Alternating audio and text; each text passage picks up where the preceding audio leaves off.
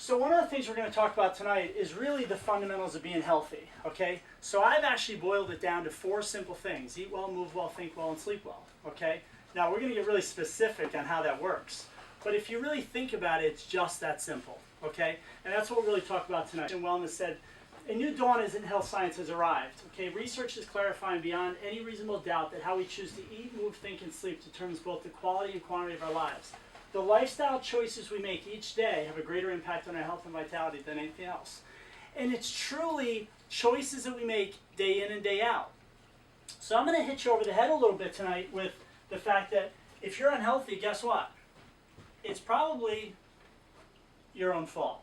If we look at epigenetics, for years, if someone had if their mom had breast cancer, the daughter was going to have what? Breast cancer. Breast cancer, okay? Hi, Diana. If the father had colon cancer, what's the son going to have? Colon cancer. Colon cancer. Is that true? It's just not true anymore. But you know what's a really easy thing to say? Well, the reason why I'm this way is because it's in my genetics. And epigenetics actually says it's just not true, okay? So we're an expression of the environment that we're in. So think of it this way. If we have a bad tuna fish sandwich and we begin to vomit, okay, is that a good thing or a bad thing?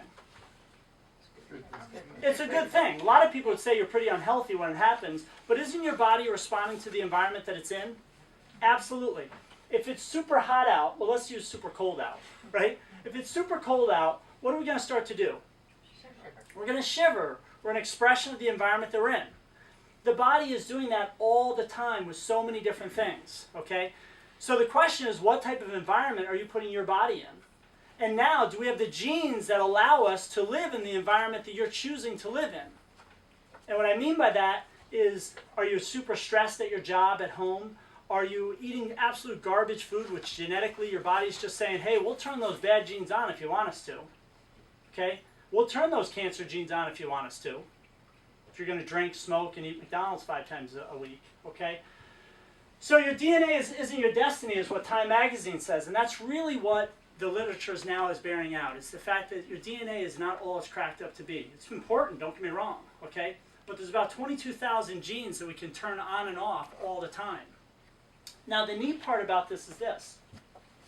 We can shut these off, and we also can turn them on just as fast as a light switch. The choice is yours. So what do you suppose happens when we go down? Has anyone read You're the Placebo, Making Your Mind Matter? This is a great quote from his book. The relatively new and exciting science of epigenetics is basically torched the old school idea that your genes are your destiny by teaching us that the mind truly can instruct new genes to behave in new ways. The body has elaborate mechanisms for turning some genes on and others off, which means that you are not doomed to express. Okay?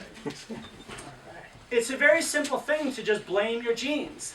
I want to reiterate tonight over and over and over, it's not about your genes. It's about the decisions you make in and day out. And we make those decisions hundreds of times a day.